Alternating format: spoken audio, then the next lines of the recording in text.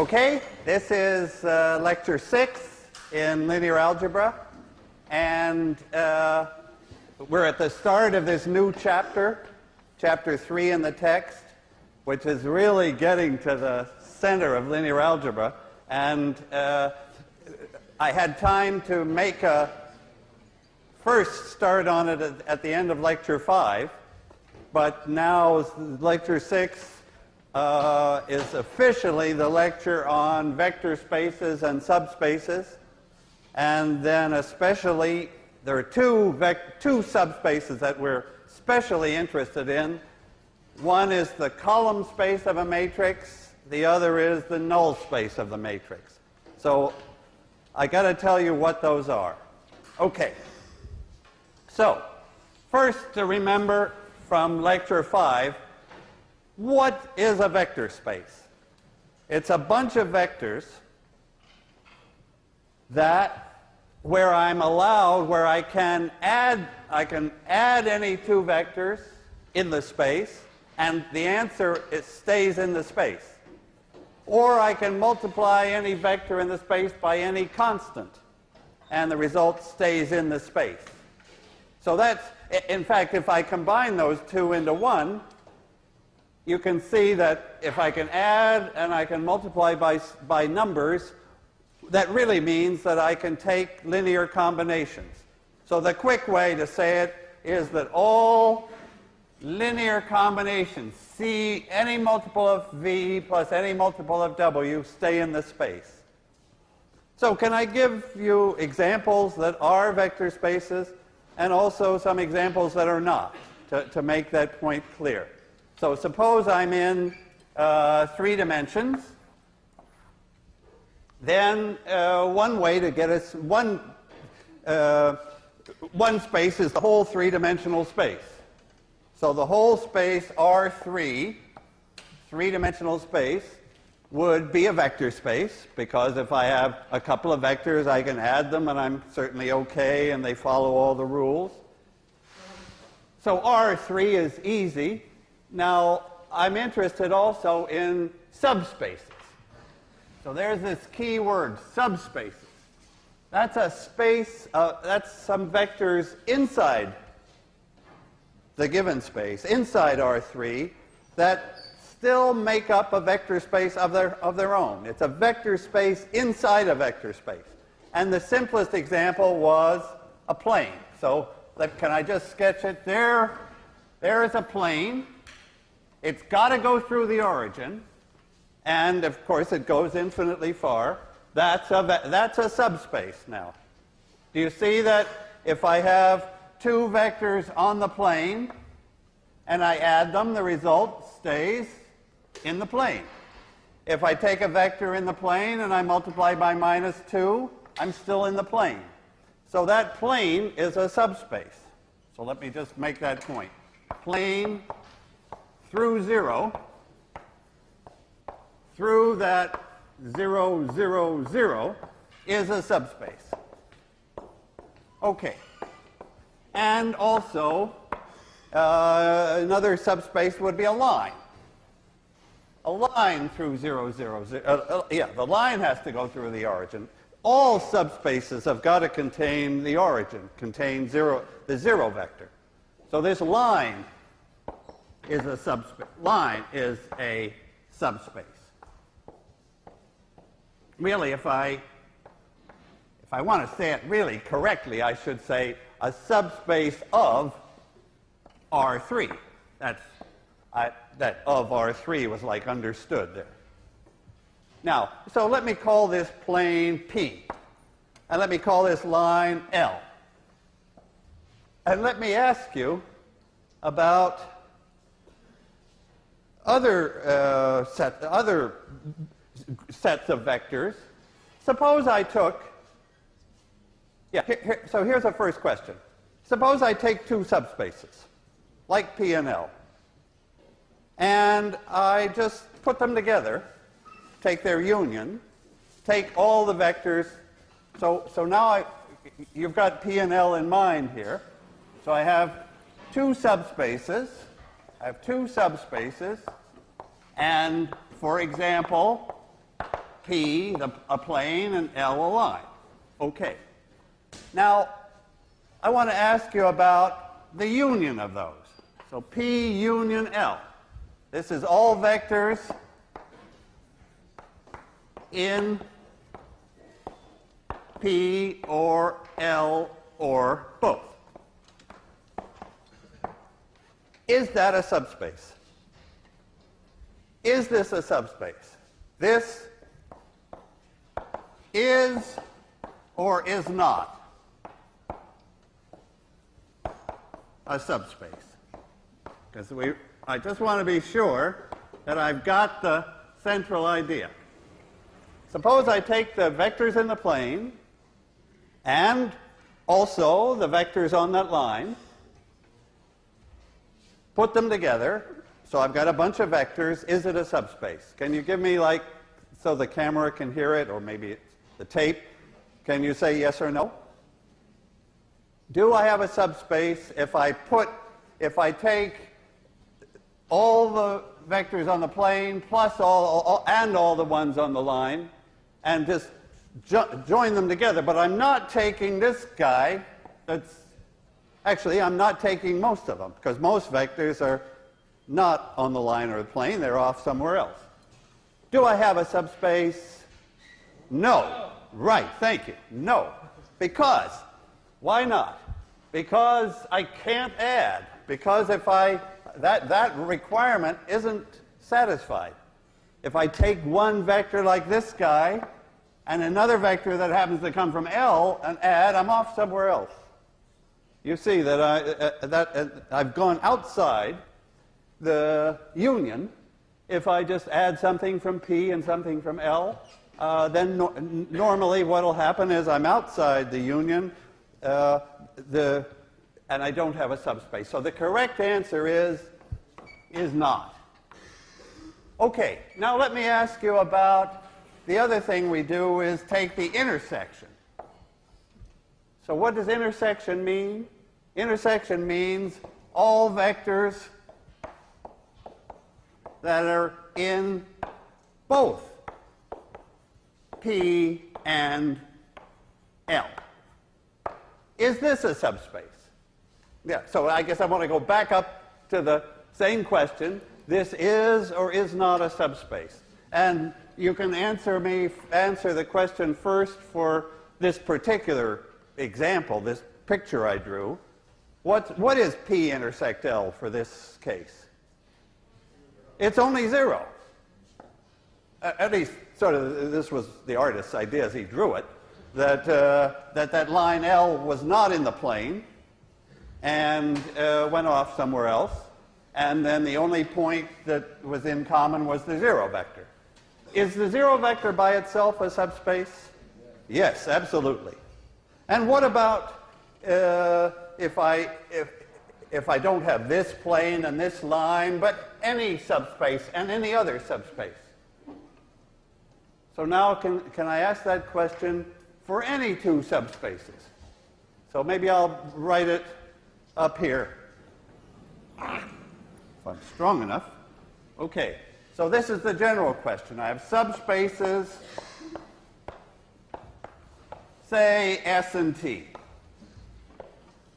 And I want to ask you about their intersection. S intersect T, and it is a subspace. Do you see why? Do you see why? If I take the vectors that are in both of the subspaces, so that's like a smaller set of vectors probably, because we've added requirements. It has to be in S and in T. How do I know that's a subspace? Can we just think through that abstract stuff and then I get to the examples? Okay. So why? Suppose I take a couple of vectors that are in the intersection. Why is the sum also in the intersection? Okay, so let me give a name to these vectors. Say V and W. They're in the intersection, so that means they're both in S. Also means they're both in T. So what can I say about V plus W? Is it in S? Yes, right? If I take two vectors V and W that are both in S, then the sum is in S because S was a subspace. And if they're both in T and I add them, then the result is also in T because T was a subspace. So the result, V plus W, is in the intersection. It's in both, and requirement 1 is satisfied. Requirement 2 is the same. If I take a vector that's in both, I multiply by 7. 7 times that vector is in S because the vector was in S. 7 times that vector is in T because the original one was in T. So 7 times that vector is in the intersection. In other words, when you take the intersection of two subspaces, you get probably a smaller subspace, but it is a subspace. Okay. So that's like sort of just emphasizing what these two requirements mean. Again, let me circle those because those are so important. The sum and the scalar multiplication, which combines into linear combinations. That's what you have to do inside the subspace. Okay, on to the column space. Okay, so my lecture last time started that, and I want to continue it. Okay, column space of a matrix of A. Okay, can I take an example? Say 1, 2, 3, 4. 1, 1, 1, 1. 2, 3, 4, 5. Okay. That's my matrix A. So it's got columns. 3 columns. Those columns are vectors, so the column space of this A, let's stay with this example for a while. The column space of this matrix is a subspace of R what? So what space are we in if I'm looking at the columns of this matrix? R4, right? These are vectors in R4. They're 4-dimensional vectors. So it's this column space of A is a subspace of R4 here, because A is a 4 by 3 matrix. This tells me how many rows there are, how many components in a column, and so we're in R4. Okay, now what's in that subspace? So the column space of A, it's a subspace of R4. I call it the column space of A, like that. So that's my little symbol for some subspace of R4. What's in that subspace? Well, that column certainly is. 1, 2, 3, 4. This column is in, this column is in, and what else? So it's got the columns of A in it, but that's not enough, certainly. Right? I don't have a subspace if I just put in 3 vectors. So how do I fill that out to be a subspace? I take their linear combinations. So the column space of A is all linear combinations of the columns. And that does give me a subspace. It does give me a vector space, because if I have one linear combination and I multiply by 11, I've got another linear combination. If I have a linear combination, I add to another linear combination, I get a third combination. So this is like the smallest space. Like it's got to have those 3 columns in it. Then it has to have their combinations, and that's where we stop. Okay. Now, I'm going to be interested in that space. So like get some idea of what's in that space. How big is that space? Is that space the whole 4-dimensional space? Or is it a subspace inside? Can you, let me just see if you can I mean, we can get a yes or no answer sometimes without being ready for the complete proof. What do you think? Is the subspace that I'm talking about here, the combinations of those three guys, does that fill the full four-dimensional space? Maybe yes or no on that one? No. No. Somehow our feeling is, and it happens to be right, that if we start with three vectors and take their combinations, we can't get the whole four-dimensional space. Now, so somehow we get a smaller space, but how much smaller? That's okay. That's going to come up here. That's not so immediate. Let me first make this critical connection with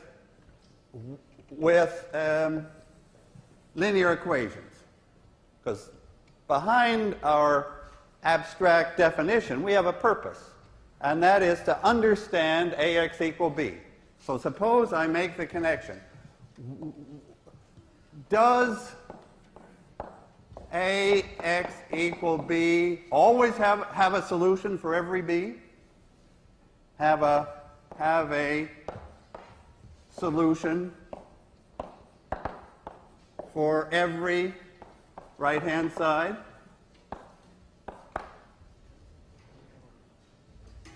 I guess that's going to be a yes or no question. And then I'm going to ask which right-hand sides are okay. That's really the question I'm after, is which right-hand sides B do make a... You can see from the way I'm speaking what's the answer to this question as it is. The answer is no. AX equal B does not have a solution for every B. Why do I say no? Because AX equal B is, it's really, this is four equations and only three unknowns.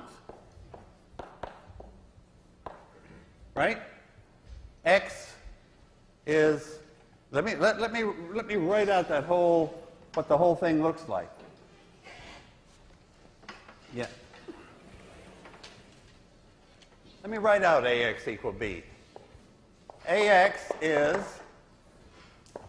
these columns are 1, 2, 3, 4, 1, 1, 1, 1, and 2, 3, 4, 5. Then X, of course, has three components, X1, X2, X3. And I'm trying to hit the right-hand side, B1, B2, B3, and B4. So my first point is I can't always do it. In a way, that just says again what you told me 5 minutes ago, that the combinations of these columns don't fill the whole four-dimensional space. There's going to be some vectors B, a lot of vectors B, that are not combinations of these three columns. Because the combinations of those columns are like going to be just a little plane or something inside R4. Now, and you see that I do have four equations and only three unknowns. So, like anybody is going to say, no, you dope, you can't usually solve four equations with only three unknowns. But now I want to say, sometimes you can. For some right-hand sides, I can solve this. So that's the bunch of right-hand sides that I'm interested in right now. Which right-hand sides allow me to solve this? This is the question for today. It's going to have like a nice, clear answer. So my question is, which vectors B allow this system to be solved? And I want to ask you, so that's like, gets two question marks to indicate this is the important question. Okay, first, before we give a total answer, give me just a partial answer.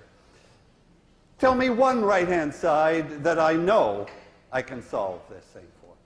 So, all zeros. Okay, that's the, like, guaranteed. If b's were all 0, then I know I can solve it. Let the x's all be 0, no problem. Okay, so that's always okay. Ax equals 0, I can always solve. Now, tell me another right-hand side. Just a specific set of numbers for which I can solve these 4 equations with only 3 unknowns. But if you give me a good right-hand side, I can do it. So tell me one. 1, 2, 3, 4. Can I solve? Is that a good right-hand side?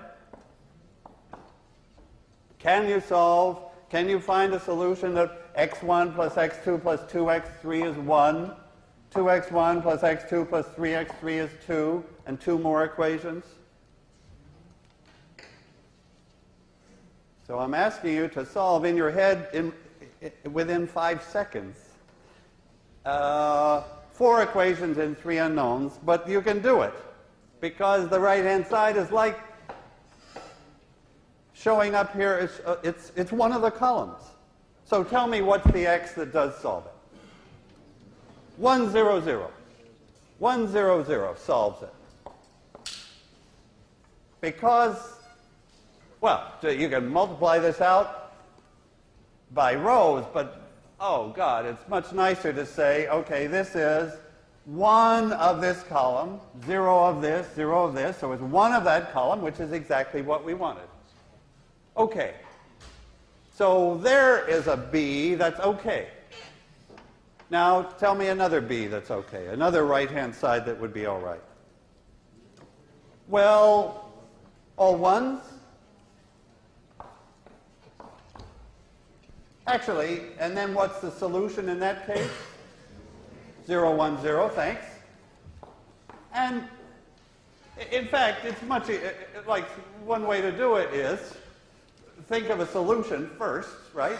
And then just see what b turns out to be.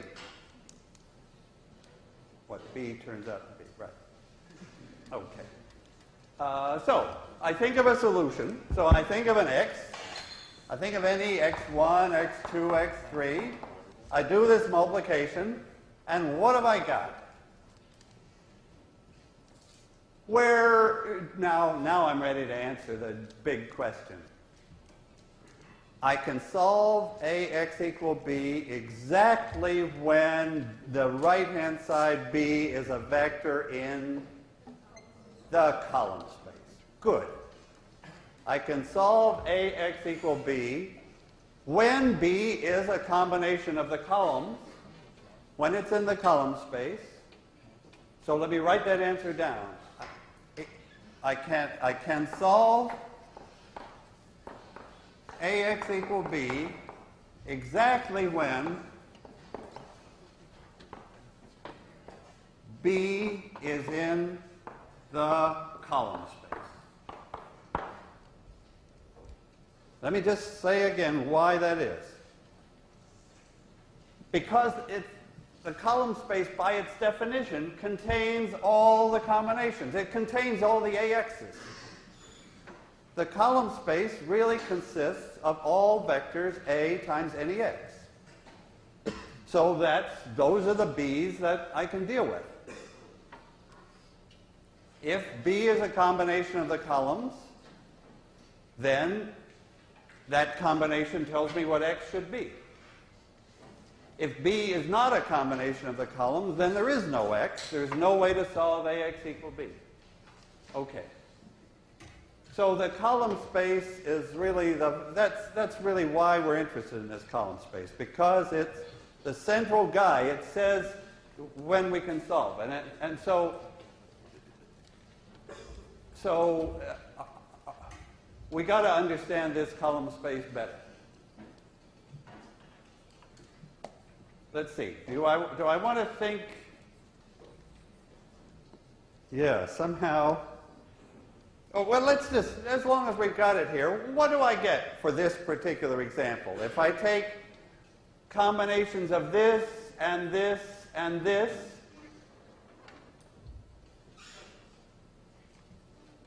I'll tell you the question that's in my mind.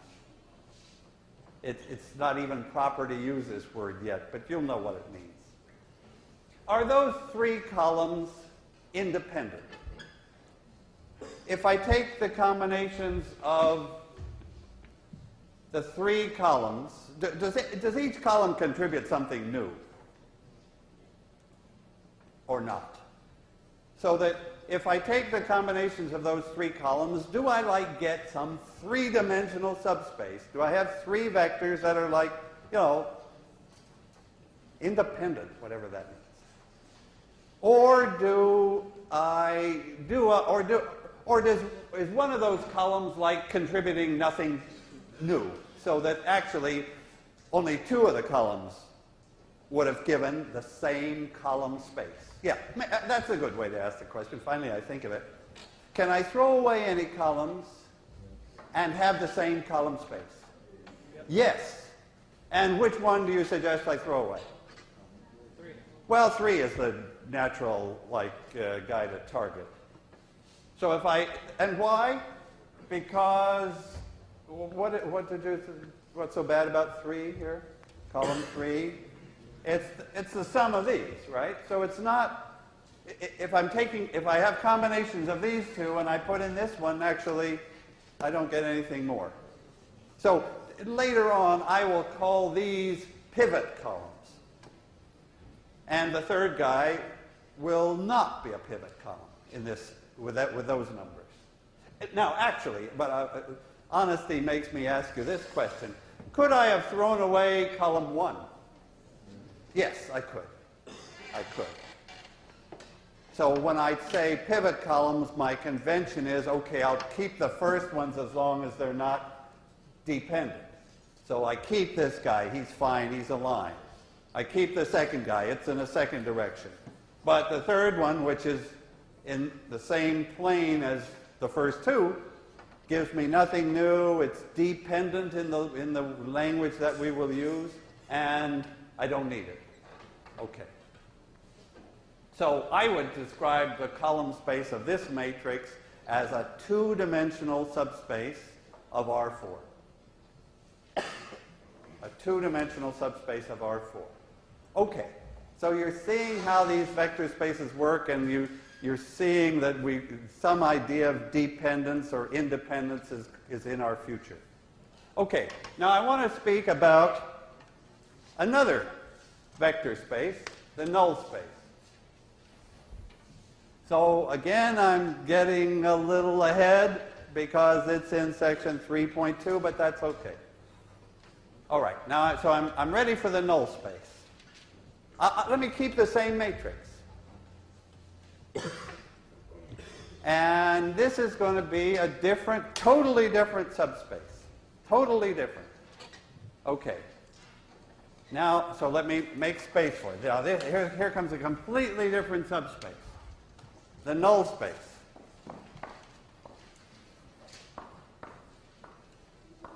Of A.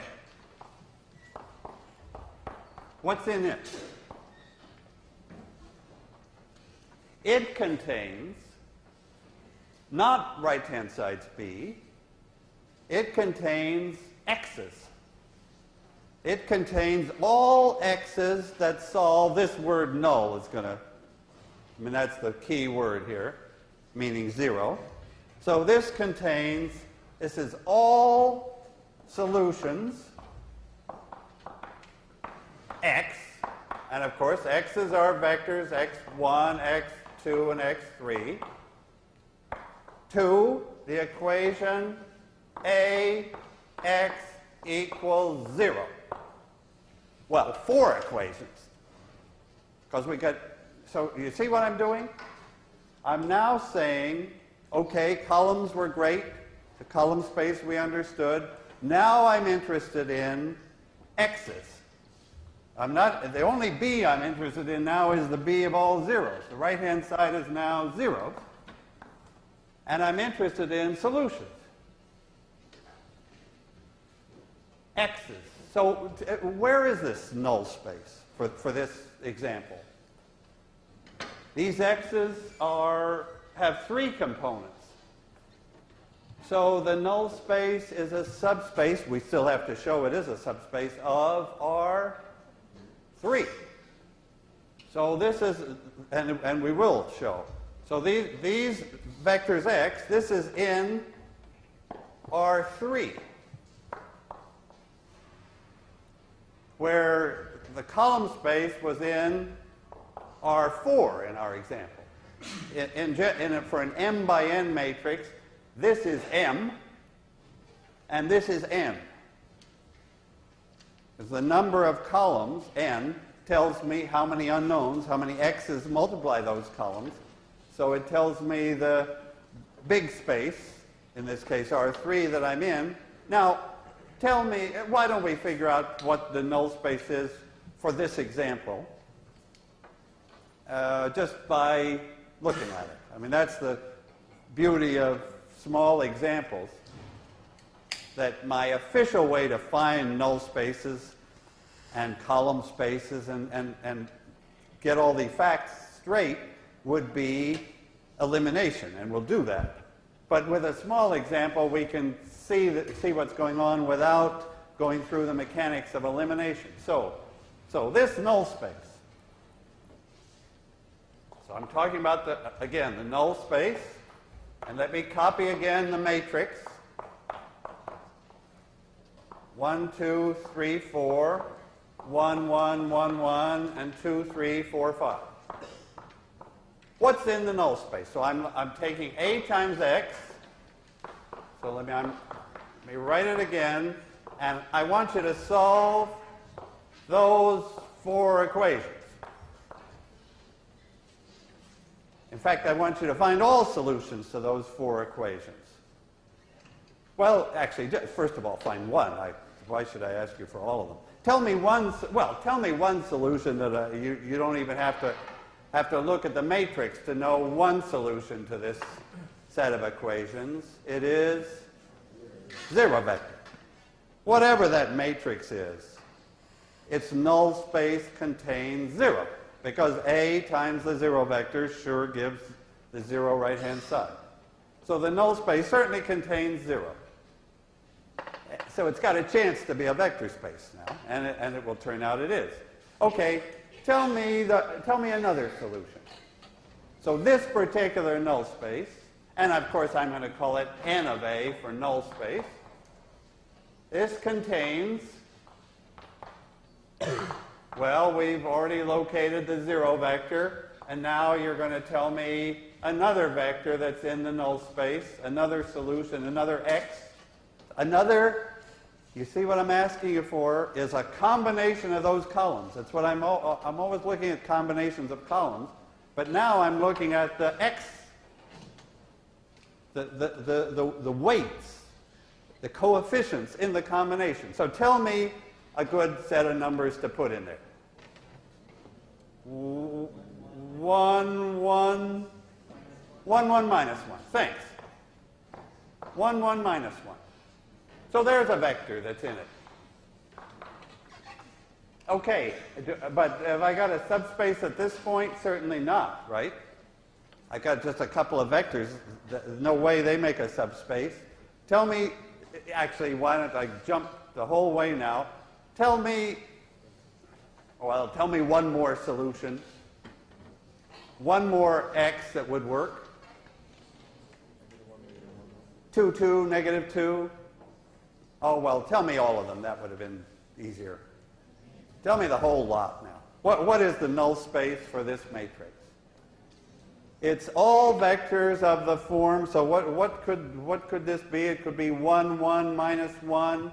It could be any number C, any number, the same number again, and minus C. In other words, actually, any multiple of this guy.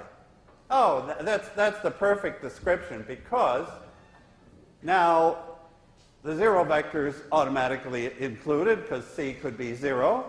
The vector I had is included because C could be 1, but now any vector. And that's actually it. And do I have a subspace? And what does it look like? It's in. So how would you describe this? The null space. All these vectors of this form, C, C minus C, like 7, 7, minus 7. Minus 11, minus 11, plus 11. What have I got here? If it described that whole null space, if I drew it, what do I draw? A line, right? The null space is a line. It's the line through, it's in R3, and the vector 1, 1, negative 1 maybe goes down here. I don't know where it goes, down here. There's the vector 1, 1, negative 1 that you gave me. And where is the vector C, C, negative C? It's on this line. Of course, there's 0, 0, 0 that we had. And what we've got is that whole line going both ways through the origin. The null space is a line in R3. Okay.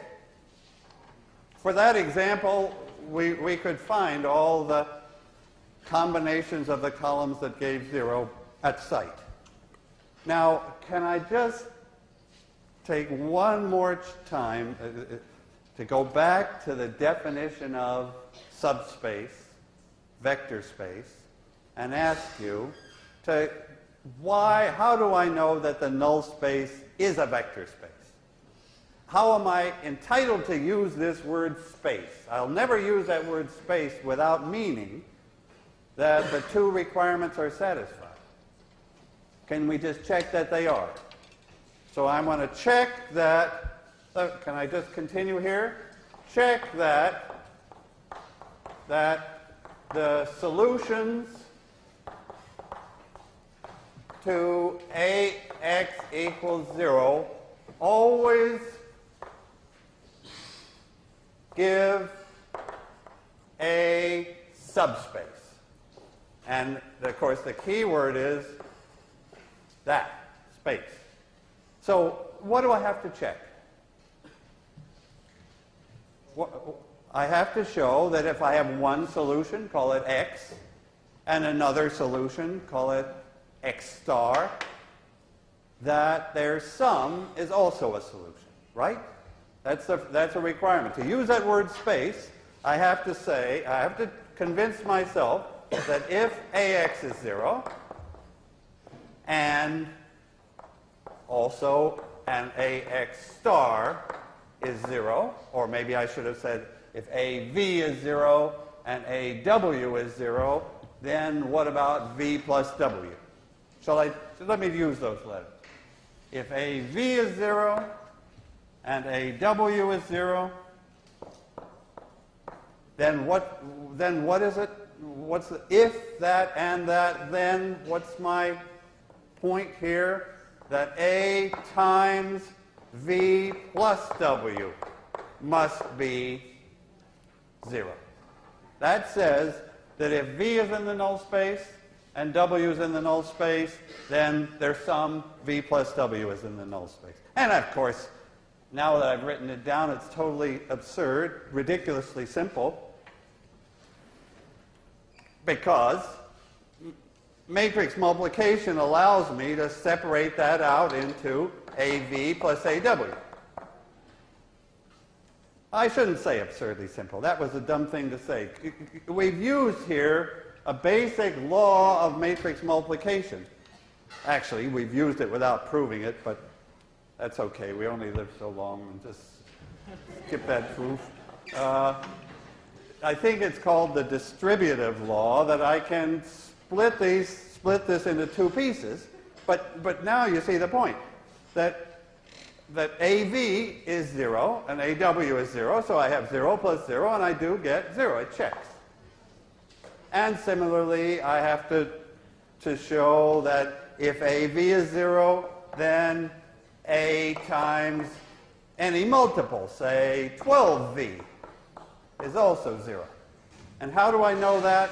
Because I'm allowed to bring that 12 outside. A scalar can move outside, so I have 12 AVs, 12 zeros, I have 0. That checks true. Okay. It's really critical to understand the, oh yeah, what I was going to say, understand what's the point of a vector space. Let me make that point by changing the right-hand side. Oops. Okay, let me change the right-hand side to 1, 2, 3, 4. Oh, okay. Why don't we do all of linear algebra in one lecture? Okay.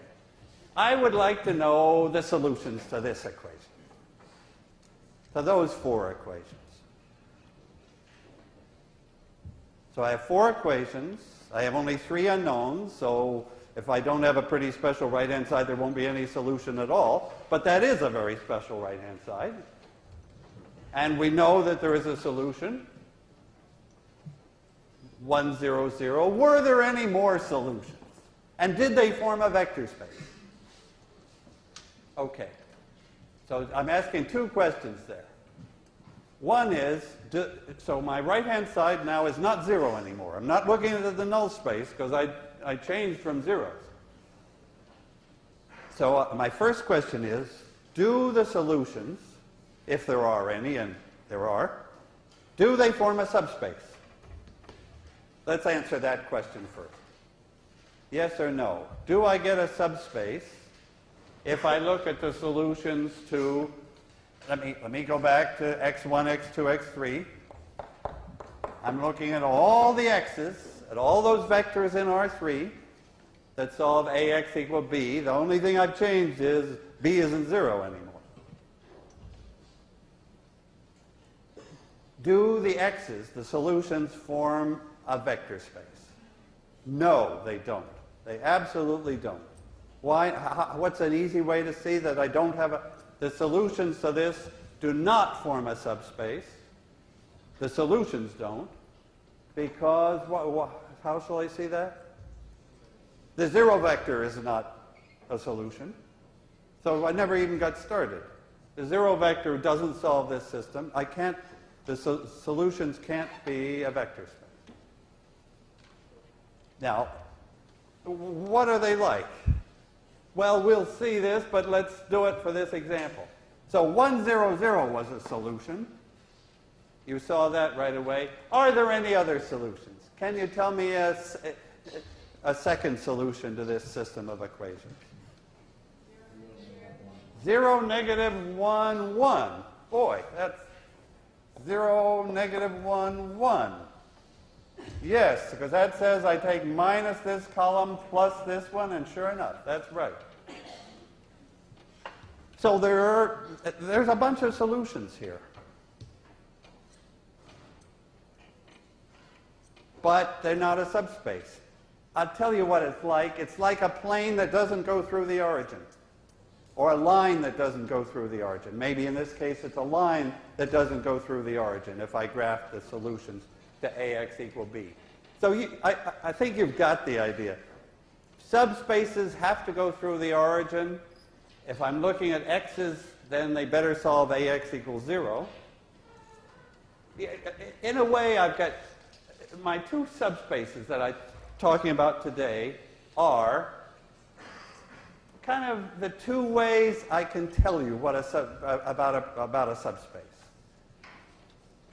If I want to tell you about the column space, I tell you a few columns and I say, take their combinations. Like I build up this subspace. I put in a few vectors, their combinations make a subspace. Now, when I went to, let me come back to the one that is a subspace here. Here, when I talked about the null space, I didn't tell you what's in it. We had to figure out what was in it. What I told you was the equations that has to be satisfied. You see those? Like those are the 2 natural ways to tell you what's in a subspace. I can either give you a few vectors and say, fill it out, take combinations. Or I can give you a system of equations, the requirements that the x's have to satisfy. And both of those ways produce subspaces, and they're the important ways to construct subspaces. Okay, so today's lecture actually got the essentials of 3.2, the idea of the null space. Now we have to tackle, Wednesday, the job of how do we actually get hold of that subspace in an example that's bigger and we can't see it just by eye. Okay, see you Wednesday. Thanks.